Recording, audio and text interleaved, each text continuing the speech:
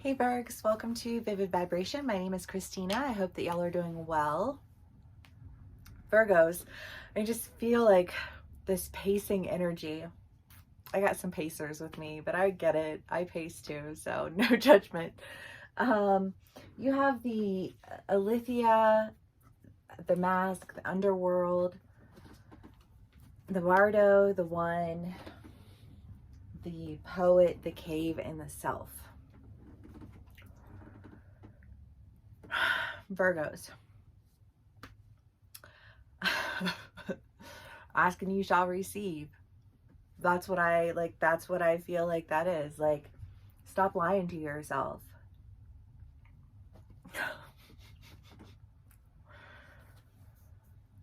About who it is that you think you are and why it is that you think you act the way you act, right? I almost feel like this overcompensation for something, like in the worst possible way.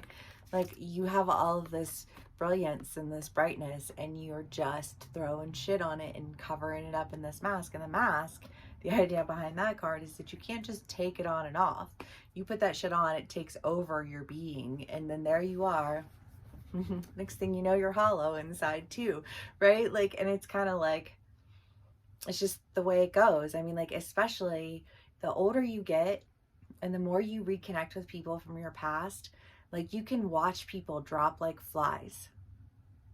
It's like they came in with magic and they gave it all away.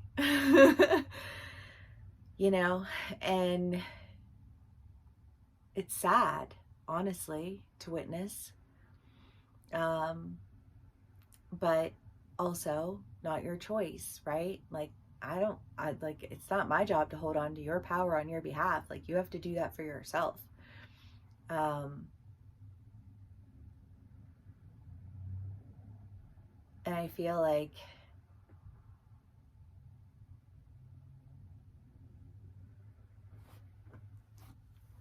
really seeing yourself differently in a way that I would like to say you find empowering, because it's like you got a key that unlocked the mystery box that you know, like, oh toodles. You know, but it's that energy, you know, like, now you have a tool to better understand yourself, to better understand your gift, right? To help you to become more intimate with it in a way that I think allows for you to not carry so much self-hate. Because I don't remember, was it like a month or two ago, but you guys had a read about integrating the caged beast, right? And you separated yourself from this aspect of yourself and you shoved it far, far down, far, far away. And you were like, you're bad.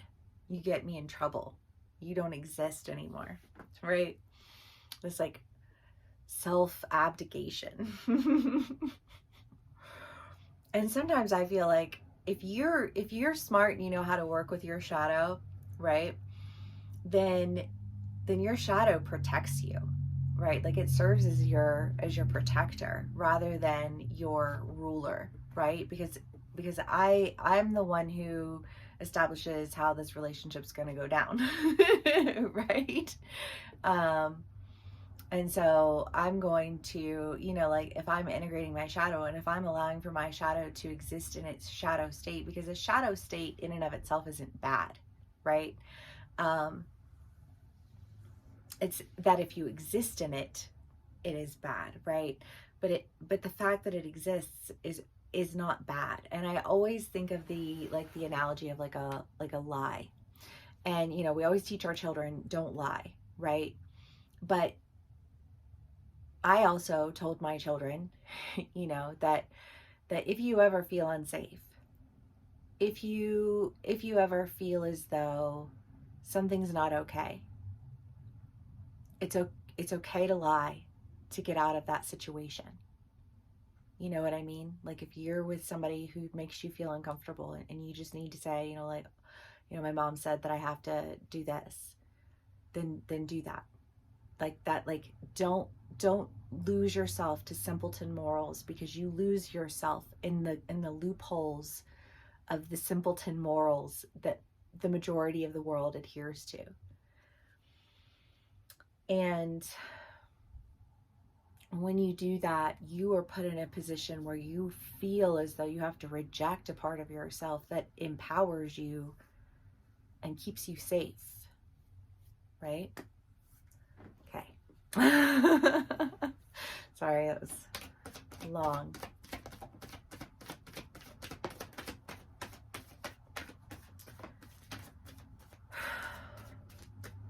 The Magician, the Three of Wands, the Eight of Pentacles, and the Three of Cups.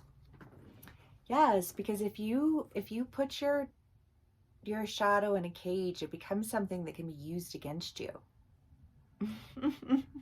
Right? Like, it's okay to acknowledge our light and our dark. Because when we don't, our dark starts to like take our power from the rest of us. You know what I mean? Like, and I'm speaking plural within the singular. But you know what I mean. And I think that there's just this sense of like really feeling protective of like the power and the magic of you, and not handing it over, and then just like feeling like you have to live in shame, that you have to live in fear of your, you know, like, and be more in control of yourself. And you know what I mean? I just feel like this like tense, like, you know, but it's just kind of like, yo, like, integrate your shit and your shit won't come and get you. You know, and that's nobody else's problem but yours. But sometimes you can't see your problem until you see it through somebody else's eyes, right? I feel like especially my night charts, right? If you're a night chart, your planets are below the horizon. So if you were born at 2 o'clock in the morning, you know, like, your night chart, you don't have the same level of self-awareness that other people have. You gain it through experiences with other people. You have so much awareness to everything outside of you that it's almost as though like that level of awareness comes with the exchange of a level of self. It's something I've noticed. You know, like it's a very legitimate pattern, like a personality trait almost. And somehow you're gaining this self-awareness. It's allowing you to like sincerely integrate your shadow, because I mean, the poet is like taking the bad and turning it into something good that allows for you to engage in a level of intimacy with, you know, like a person or place or thing that feels as though like you could finally be honest. They're like, there's such a sense of security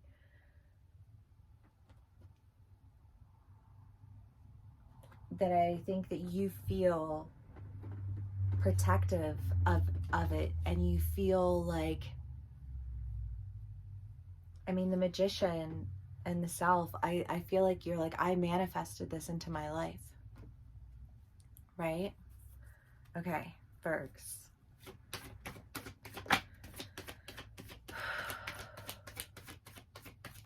Queen of Cups, Six of Pentacles, Ace of Pentacles.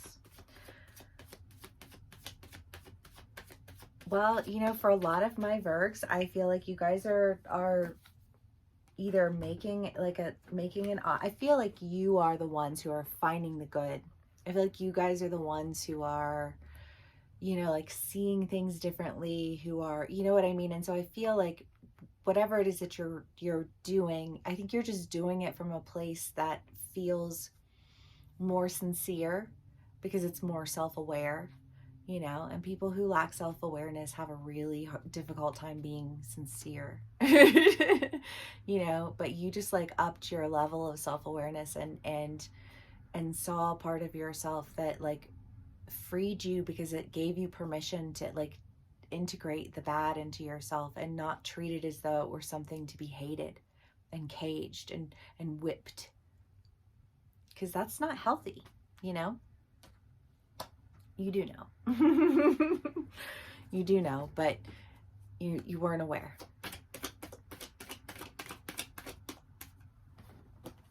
Until you were.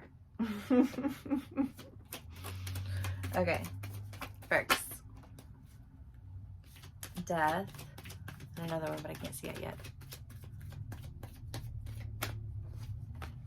And the Knight of Swords. Well, yes, going forward with a message. I feel like you guys, like you step into this awareness and you, I just feel like this sense of like baptism almost. Like you just feel like your spirit feels like washed over and cleansed. You know what I mean?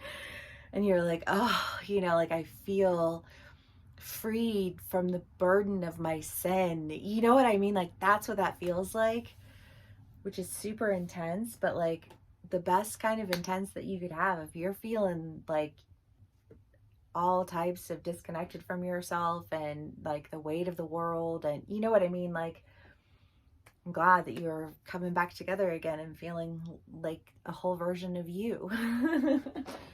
Okay, Virgo. The desert. You know, when you come together again and you feel like a whole version of yourself, sometimes the world, you look around you at the world and you're just like, is this my life?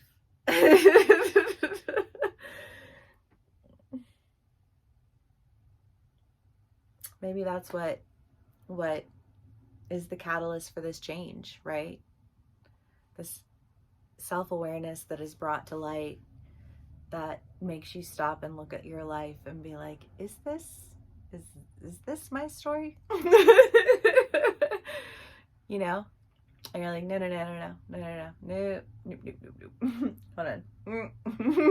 I'm writing this story. I will write it so much better than you. Right? Okay. Well, Virgs, I hope this resonates with us. Thank you so much for spending some time with me. Please give me a like, share, and subscribe if it does. And I will see y'all again soon. Bye.